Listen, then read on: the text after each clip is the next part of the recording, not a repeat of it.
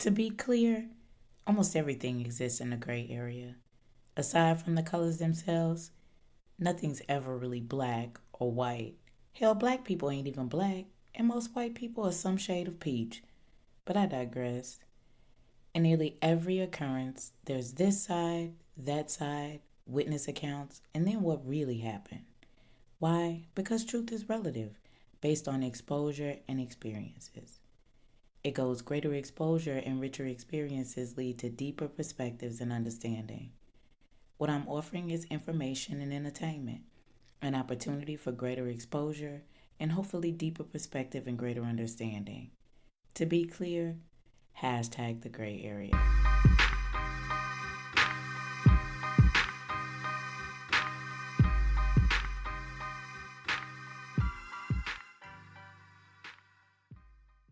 What's up, y'all? It's your girl, Nicole and Gray. To be clear, hashtag the gray area, and it's Monday, so it's time for To Be Clear. But since I'm proud alumni of Prairie View A&M University, and they put a whooping on the Texas Southern University Tigers this weekend in the Labor Day Classic, 44-23, I thought it only appropriate that this be a Labor Day Classic edition. So let's get straight to the business. It's time for To Be Clear.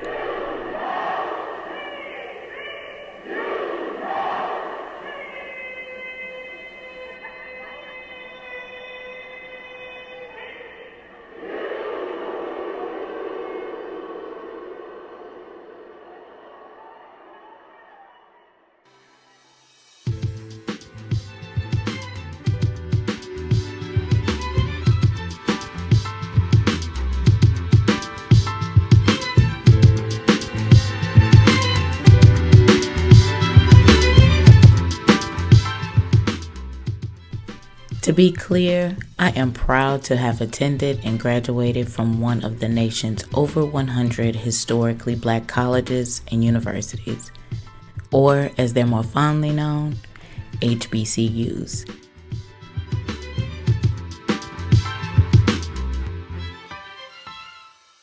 The purpose of today's podcast is to share a bit of the HBCU experience and the rich history that surrounds the historically black colleges and universities. Because as of late, the conversation about HBCUs on the national stage hasn't been so warm and fuzzy.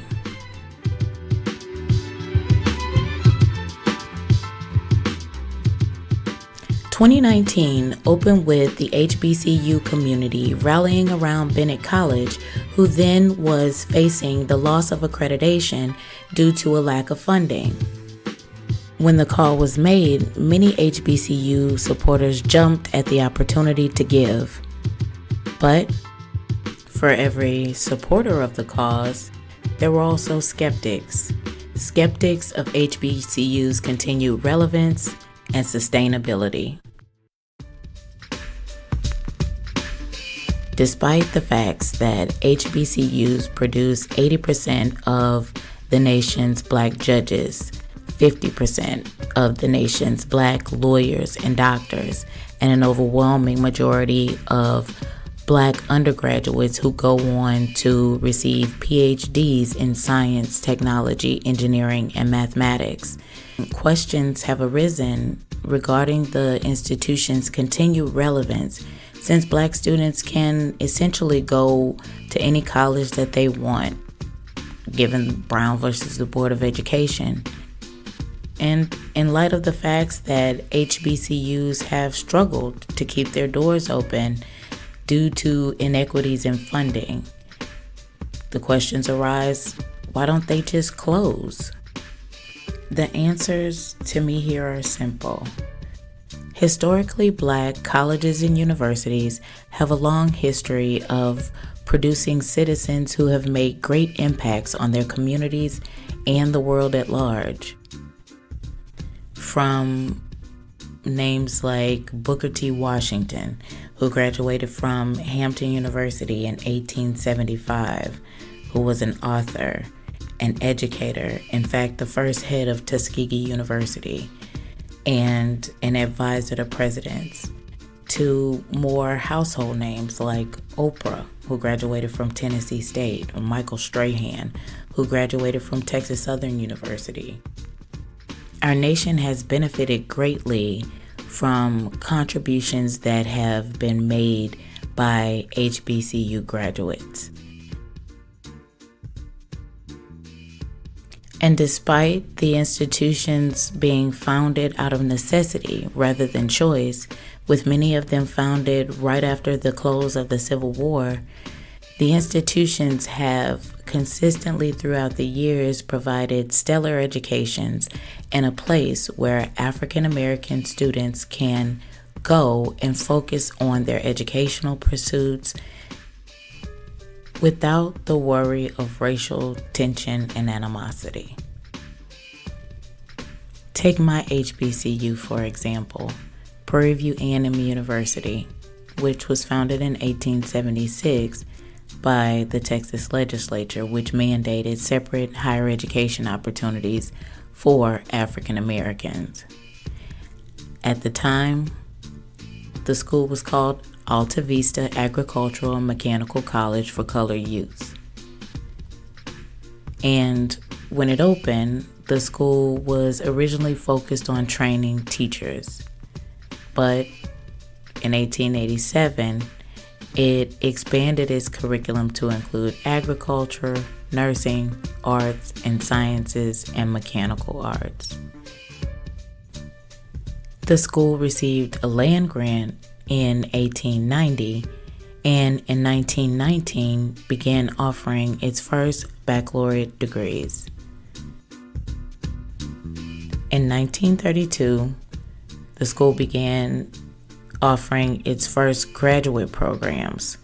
And today, the school currently offers over 50 undergraduate majors, 37 master's degree programs, and 4 doctoral programs. HBCUs like my own were founded around this country during a time when national headlines read of pickaninny babies being used as alligator bait and mobs of lynchings, even that of pregnant women having babies cut from their wombs.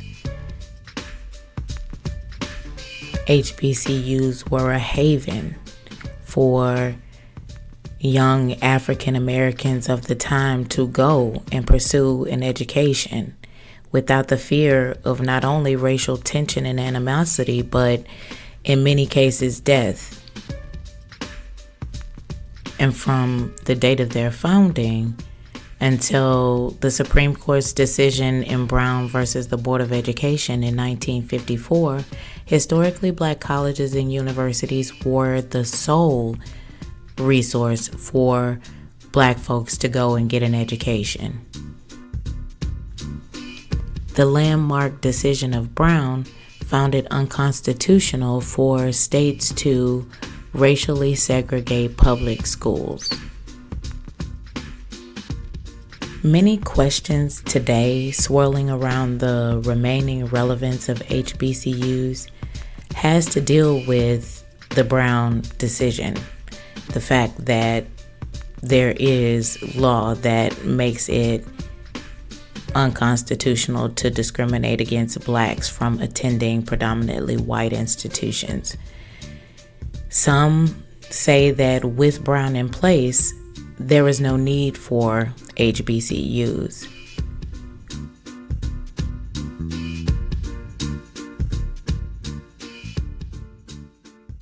While viewing the decision in isolation may lead one to believe that HBCUs are no longer a necessary function of ensuring that African Americans receive higher education, recent evidence has been uncovered by an author who is writing a book on Earl Campbell, who grew up in a segregated South and attended the University of Houston shortly after the integration of its football program.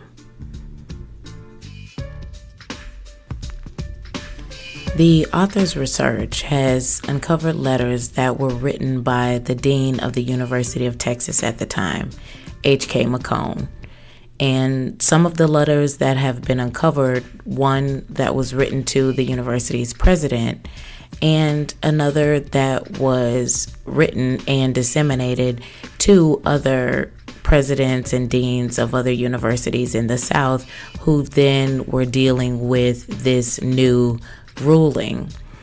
Now, the contents of those letters, some of which I will share, gives an idea of why HBCUs, although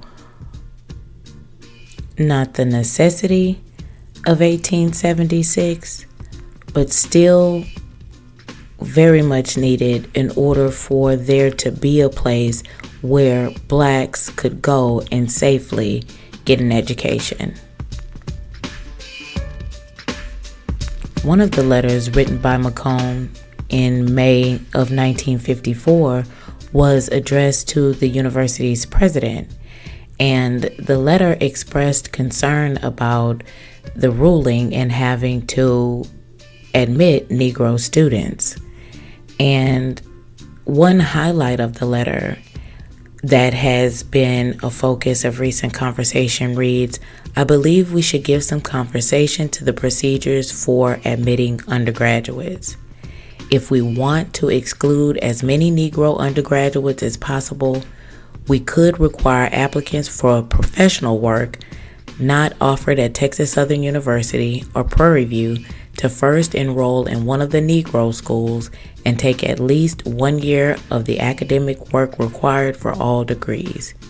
This will keep Negroes out of most classes where there are a large number of girls." So you see, although the schools were mandated to behave in a certain way, the thoughts, the behaviors were very, very slow to follow. The author's research also recovered a letter which reflected later conversations between the University of Texas and other schools in the South, which was written 7 years after the Brown decision and 7 years after the letter of Macomb to the president of the University of Texas. The letter, dated October 27, 1961, is from LSU's then president Troy Middleton to the UT Chancellor, and it reads, "Dear Harry, I have your inquiry of October 25th pertaining to integration on the LSU campus. Though we did not like it, we accepted Negroes as students. Therefore, they are permitted to occupy rooms and dormitories and take their meals in the university dining halls. We have had a limited number occupy rooms. At no time has a Negro occupied a room with a white student. We keep them in a given area and do not permit indiscriminate occupancy. Thus far, we have had no problem. Our Negro students have made no attempt to attend social functions, participate in athletic contests, go in the swimming pool, etc. If they did, we would, for example, discontinue the operation of the swimming pool. Since we have not had a Negro request that he be permitted to participate in athletics, we, of course, have not had to make the decision. If one should apply between now and February 1st, 1962, date for my retirement, I think I could find a good reason why he would not participate. To be specific, LSU does not favor whites and Negroes participating together on athletic teams." Now, although the letter written by LSU's president was penned 16 years before I was born, and of course, before there was any thought of me attending Prairie View, one of the main reasons that I chose Prairie View over the University of Tulsa, to which I'd applied, been interviewed, and done a project for a scholarship, one of the main reasons that I chose Prairie View over the University of Tulsa was the sense of belonging and safety that I felt on the campus of Prairie View A&M University. From the moment that I spoke with advisors on the campus, I knew that my intellect would be challenged versus questioned. And that, in seeking higher education, was very important to me, even as a kid, because I had an idea of the person that I wanted to be in this world and the impact that I wanted to make on it. And the history and legacy that Prairie View had of producing productive people, even in the face of adversity, was the deciding factor. Even today, some 65 years following the Brown versus the Board of Education decision, recent reports are showing that Black students are now turning back to HBCUs in higher numbers for the sense of safety and community and freedom to learn that is free of racial tension and animosity, and is just a place where they can learn and grow and mature into productive citizens who will have an impact on our nation and the world at large. In my most recent Houston Style magazine article entitled Labor Day Classic: Deeper Than a Rivalry, I cite federal data that reflects a 2.1% increase in HBCU enrollment from the fall of 2016 to the fall of 2017. And the increase in enrollment, which was first noted by the Washington Post, was supported by this assertion. HBCUs have seen a resurgence in their attraction as the United States continues to grapple with its dark history and virulent reappearance of overt racism and violence. As undergraduate enrollment nationwide has been on a decline in recent years, HBCUs, in contrast, have seen an increase in enrollment. The increase in enrollment kind of brings me to my second point nicely. While students are flocking more to HBCUs at this time, the national spotlight has been on HBCU funding. Historically speaking, there has been inequitable funding and investment by federal and state governments into HBCUs, which poses a challenge to these universities to keep their doors open in light of the facts that public HBCUs rely on federal, state, and local funding more heavily than their non-HBCU counterparts. About 54% of the total revenue of public HBCUs comes from federal, state, and local funding, as opposed to 38% for their non-HBCU counterparts. This, coupled with the fact that HBCU endowments lag behind their counterparts by at least 70%. So there is no surprise that HBCU funding has been a part of our national conversation. In fact, HBCU funding has been the subject of debate between Democratic presidential hopefuls. Right now, Senator Kamala Harris, an HBCU grad herself, graduating from Howard University in Washington, D.C., leads the hopefuls with the most robust funding proposal. Harris's plan proposes spending $60 billion to assist HBCUs in continuing their missions, while being shortly followed by a proposal of Senator Elizabeth Warren pledging $50 billion to HBCUs. Next in line, Indiana Mayor Pete Buttigieg, who has said he would direct $25 billion to HBCUs.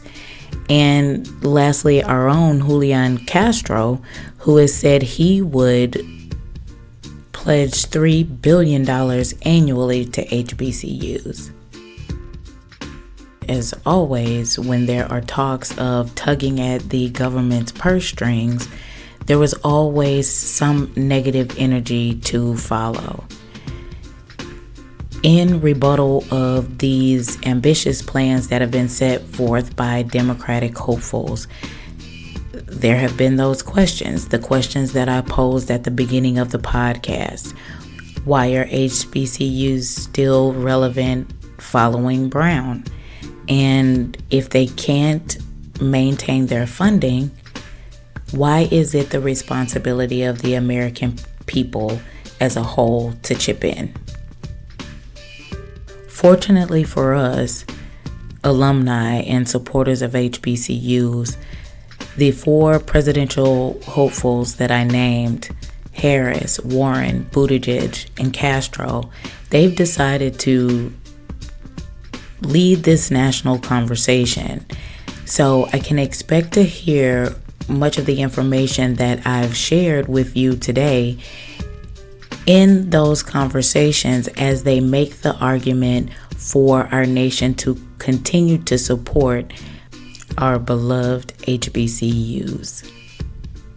My hope is that you will listen to the proposals as they are fleshed out and presented more in full to the American people to really get a sense of what the hopefuls plan to do in preservation of our HBCUs. Now, once you've gotten an idea of the candidates' plans, I don't want you to stop there.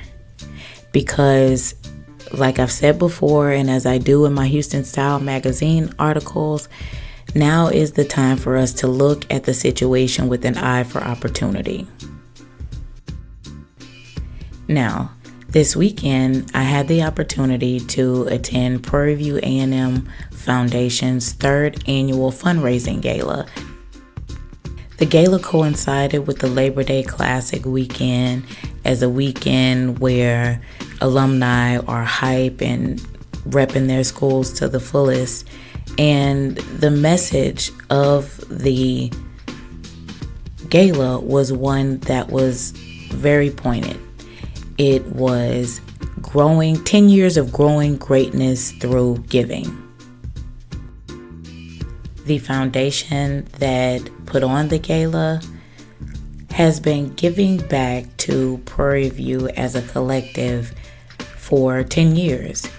And in that 10 years, the organization has been able to help students not only see through their education, but also to get the exposure and experiences they need without the financial burden that many of our non-traditional first-year, first-generation students have.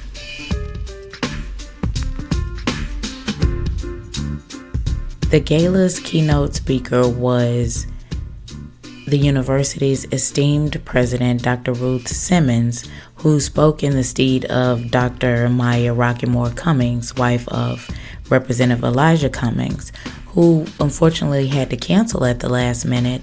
But the choice of Dr. Simmons and her speech could not have been more appropriate for the evening. Again, with the event's title being 10 years of growing greatness through giving, Dr. Simmons was able to speak from a place of direct knowledge and visionary perspective of how giving directly impacts the quality of the education and experiences that the university is able to offer its students. In an unscripted move, Dr. Simmons strayed away from her speech and brought students onto the stage with her. Those students talked about how the university and its environment of nurture and growth has given them opportunities to work in the Congressional Black Caucus, start their own businesses, impact the lives of children, impact the lives of parents and young women. Those stories that they told were directly supported by the gifts that had been given by some that were sitting in the room and that were honored there at the gala.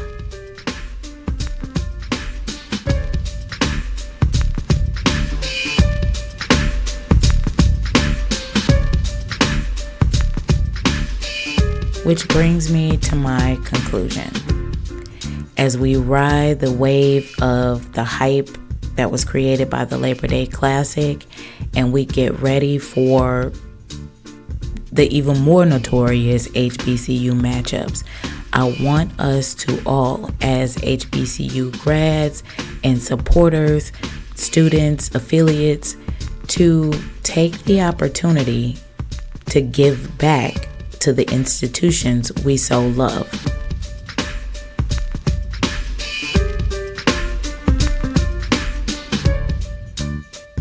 It is part of our legacy to continue to support our institutions so that they remain the place of safety and community that we all enjoyed. So, to be clear, the answer to the call for who you're rooting for should be the same answer to the call for who you're donating to. Again, it's your girl, Nicole Lynn Gray. To be clear,